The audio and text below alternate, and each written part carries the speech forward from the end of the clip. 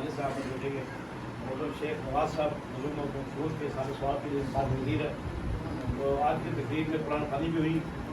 قاری رضوان صاحب تشریف لائے، عادل صاحب صدر ادارہ دبئی آپ تشریف لائے، محترم چودھری خوشی انور صاحب پاسبان وطن کے شیخان آپ تشریف لائے، دیگر جتنے بھی دوست احباب قاری صاحب تشریف لائے، سب کو میں شامل کرتا ہوں اپنی طرف سے اور ان کے بیٹے کو شکریہ ادا کرتا ہوں. تو میں گزارش کروں گا قاری رضوان صاحب سے آپ تلاوت یا نعت شریف کے بعد پھر فضل رحمان صاحب شروع کریں گے، اس کے بعد آپ دعا فرمائیں. جنا چھڑ چھڑ رکھے دنیا کو پلے اور دنیا مسافر خانہ تے کوئی آوے تے کوئی جاوے اتنے کس کی جرت محمد بخشا جڑا پکے ڈیرے لاوے اور دنیا کسی کے پیر نہ لگے نہ رہی سرداری اتنے بندیا دل نہ نامی تے روسے جان واری. اور پیر نصیر صاحب ایک شعر کہتے تھے قبلہ پیر نصیر بولنے والے جانتے ہیں نا.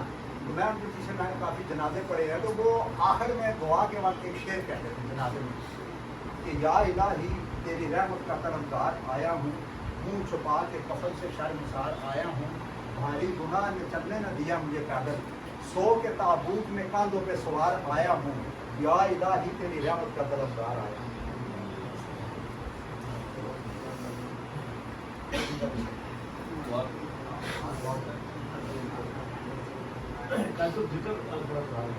جنا چھڑ چھڑ رکھے دنیا کو پلے اور دنیا مسافر خانہ تے کوئی آوے تے کوئی جاوے اتنے کس کی جرت محمد بخشا جڑا پکے ڈیرے لاوے اور دنیا کسی کے پیر نہ لگے نہ رہی سرداری اتنے بندیا دل نہ نامی تے روسے جان واری. اور پیر نصیر صاحب ایک شعر کہتے تھے قبلہ پیر نصیر بولنے والے جانتے ہیں نا.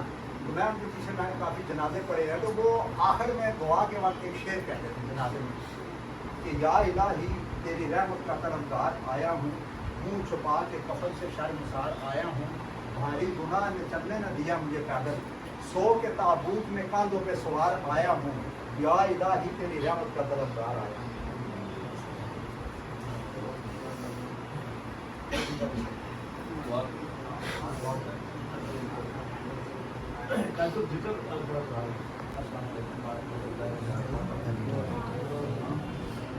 دنیا دے فقیرہ اے بہن دنیا دے فقیرہ اے جا بہن ہمیں کے پسند لوگی نہ اور جب آیا تھا تو دنیا میں سب ہنستے تھے تو روتا تھا. جب آیا تھا تو دنیا میں سب ہنستے تھے تو روتا تھا. بسر کا زندگی ایسی کہ سب روئیں اور کیوں ہنستا ہے. بچہ جب پیدا ہوتا ہے وہ رو رہا ہوتا ہے لیکن اس کے گھر والے رشتے دار سارے خوش ہو رہے ہیں. تو شاید یہ کہہ رہا ہے کہ ایسی زندگی گزار کے جا کہ یہ تجھے یاد کر کے روئیں.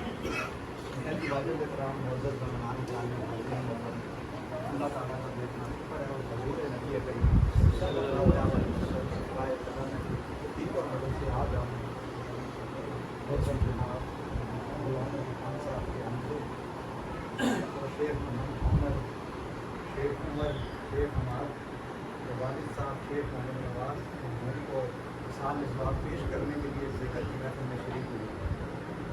ہندوستان مطلب جہاں ہم نے ان کو سال سواب پیش کرنا ہے وہاں اپنی آخرت کی فکر اور اصلاح بھی کرنا ہے اور صراط مستقیم کے راستے پر چل کر منزل تک پہنچنا.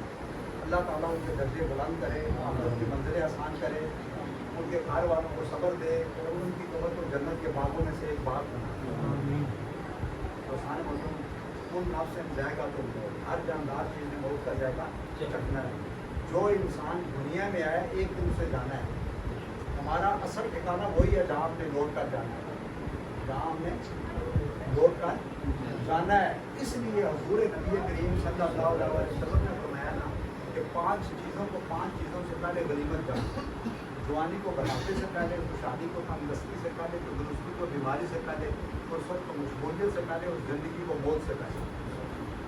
جس نے اس حقیقت کو سمجھ لیا وہ کامیاب ہو گیا کہ جو رزق میرے نصیب میں لکھا ہے مجھے مل کے اللہ کا جو مجھ پر حق ہے میرے علاوہ کوئی ادا نہیں کر سکتا. موت ہر وقت مجھے دیکھ رہی ہے، میں اسے بھاگ کر کہیں نہیں جا سکتا. دوستان محترم، اللہ تعالیٰ نے موت اور حیات کو اس لیے پیدا فرمایا کہ وہ ہمیں آزمائے कि कौन अच्छे अमल करके आता है और मेरी खूबसूरत जन्नत को पाता है। मोमिन की जब मौत आती है वो मुस्कुराता है, इसलिए कि रब से मुलाकात का दरवाज़ा खुल जाता है। रब से मुलाकात का दरवाज़ा खुल जाता है। एक बुजुर्ग थे ना अल्लाह वाले, उनकी मौत का वक्त जब करीब आया वो कभी हंसते थे कभी रोते थे, कभी हंसते थे कभी रोते थे। उनके अजीज़ व कारब उनके पास बैठे हुए थे। उन्होंने पूछा आप कभी हंसते हैं कभी रोते हैं, इसकी वजह क्या है? तो उन्होंने कहा हंस इसलिए रहा हूँ, अल्लाह ताला ने हज़ारों फरिश्तों को हाथों में फूलों के हार दे के मेरे इस्तकबाल के लिए खड़ा किया है, और मैं देख रहा हूँ कि अल्लाह की नज़र में मेरी कितनी इज्जत है, इसलिए मैं हंस रहा हूँ, खुश हो रहा हूँ। उन्होंने कहा फिर आप रोते क्यों हैं? फरमाया रो इसलिए रहा हूँ, जो अल्लाह के दीन की नौकरी करता था, लोगों की खिदमत करता था, लोगों के काम आता था, लोगों के लिए आसानियाँ पैदा करता था, वो नौकरी मुझसे छूट जाएगी, वो नौकरी मुझसे छूट जाएगी, रो इसलिए रहा हूँ। तो दोस्तान मोहतरम, अब देखें, दुनिया काम की जगह है, दुनिया काम की जगह है, कब्र आराम की जगह है, और जन्नत आराम की जगह है, जन्नत आराम की जगह है। क्योंकि जो भी दुनिया में आदमी आता है, ये एक ज़हन में रख लें कि ये दुनिया हमारी नहीं है। दुनिया हमारी, अगर दुनिया हमारी होती तो हम कुछ ना कुछ तो साथ लेके जाते ना। आएगी खाली है, मौत कहते हैं ना, मौत बरहक है, कफन पे शक है, मौत बरहक है, कफन पे। लाखों लोग ऐसे हैं, आपको पता है कि जहाज क्रैश हो जाता है, कहाँ कफन मिलता है बताए ना जी, फेरुज़मान साहब, शिप डूब जाते हैं, कहाँ कफन मिलता है? वो शायद ये कह रहा है कि मौत बरहक है, कफन पे तो शक है। ऐसे ये दुनिया में कोई चीज़ हमारी नहीं है, ये ज़हन में, ये सब कुछ किसका है? अल्लाह का। इल्लामा इकबाल एक दफ़ा गुजर रहा था ना, दो आदमी लड़ रहे थे। इल्लामा इकबाल को तो आप जानते हैं सारे, जानते हैं कि नहीं जानते हैं? तो वो गुजर रहा था, दो आदमी लड़ रहे थे। इल्लामा इकबाल ने उनसे पूछा भाई क्यों लड़ रहे हो? ज़हीरुर्रहमान साहब, इकबाल ने पूछा भाई क्यों लड़ रहे हो? एक ने कहा ये ज़मीन मेरी है, दूसरे ने कहा ये मेरी है। तो इकबाल ने कहा भाई एक तुम सब्र करो, मुझे ज़मीन से पूछने दो, क्योंकि ये काम इकबाल ही कर सकता था। ये काम कौन कर सकता था? हम नहीं कर सकते हैं, क्योंकि उसकी बात सितारों के ऊपर शुरू होती है, सितारों के ऊपर से शुरू होती है।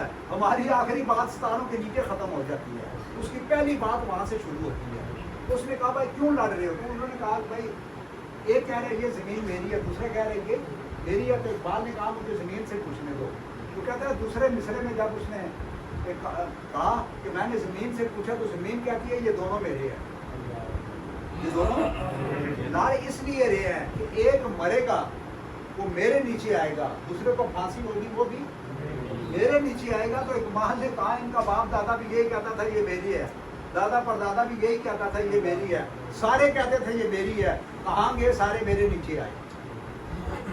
मैं कई बार कहता हूँ ज़मीन के ऊपर आजिज़ी से रहो, ज़मीन के ऊपर आजिज़ी से रहो, ज़मीन के नीचे सुकून से रहो। ज़मीन के ऊपर कैसे रहो? आजिज़ी से रहो, ज़मीन के नीचे सुकून से रहोगे। किसी ने बुजुर्ग से पूछा ना कि इबादत का सबसे अच्छा वक्त कौन सा है? इबादत का अच्छा वक्त कौन सा है? उन्होंने कहा इबादत का सबसे अच्छा वक्त जवानी का है। मुझे आपको पता है ना, दर जवानी तौबा करता हूँ सेवाए पे। इबादत का सबसे अच्छा वक्त कौन सा है? जवानी का। फिर किसी ने पूछा कि इबादत का सबसे अच्छा दिन कौन सा है? उन्होंने कहा इबादत का सबसे अच्छा दिन मौत का दिन है, ज़िंदगी का आखिरी दिन। तो उस बंदे ने कहा जी मौत का दिन तो किसी को पता ही नहीं है, ज़िंदगी का आखिरी दिन किसी को तो पता ही नहीं है। तो उन्होंने बुजुर्गों ने कहा कि हर दिन को आखिरी दिन समझो, हर नमाज को आखिरी नमाज समझो, हर रोज़े को आखिरी रोज़ा समझो, हर अमल को आखिरी अमल समझो, इससे पहले कि तुमसे ज़िंदगी छीन ली जाए। हमारा क्या है? हमारा ये जो हाल है ना, ये सिर्फ हमारा है। आप लोगों ने एक जुमला, आपके उस्ताद मोहतरम बैठे हुए हैं, आप लोग सुनते हैं ना कि फलाना आदमी साहब हाल है। क्या साहब हाल है? साहब हाल का मतलब कि ये सब कुछ जानता है, सब कुछ। अब उसको साहिब मुस्तकबिल नहीं कहा, साहिब माजी नहीं कहा। आज तक क्या कहते आए हैं ज़हीरुर्रहमान साहब कि साहिब हाल है, यानी वो हाल में खुश है। तो जो आदमी हाल में खुश है ना, तो वही खुशहाल है। जो आदमी हाल में, तो वो ही कौन है? वो ही कौन है? خوشحال وہی ہے. سیدنا مولا علی شیر خدا رضی اللہ تعالیٰ عنہ آپ کا ایک قول ہے کہ اولاد کے لیے بہتر دنیا چھوڑنے سے بہتر ہے. اولاد کے لیے بہتر دنیا چھوڑنے سے بہتر ہے کہ دنیا کے لیے بہترین اولاد چھوڑ کے جاؤ. دنیا کے لیے بہترین اولاد چھوڑ کے جاؤ. علامہ اقبال کے ماں باپ ایک اقبال چھوڑ کے خود بھی سرخ رو اور اقبال بھی سرخ رو. بابا فرید کے ماں باپ ایک بابا فرید چھوڑ کے خود بھی سرخ رو. میری بات سمجھ آ رہی ہے نا؟ اور خود بھی سرخ رو. خواجہ غریب نواز کے والدین ایک غریب نواز چھوڑ کے خود بھی سرخ رو اور اولاد بھی. تو کہتے ہیں نا کہ ایسی اولاد چھوڑ کے جاؤ. یہ اولاد سب کا ہے جاریہ. آپ دیکھیں نا اقبال کا جب بھی نام لیا جاتا ہے کہیں بھی نیٹ کھول کے دیکھیں, ٹھیک ہے نا, تو سارے کیا کہتے ہیں؟ رحمت اللہ. کیا کہتے ہیں؟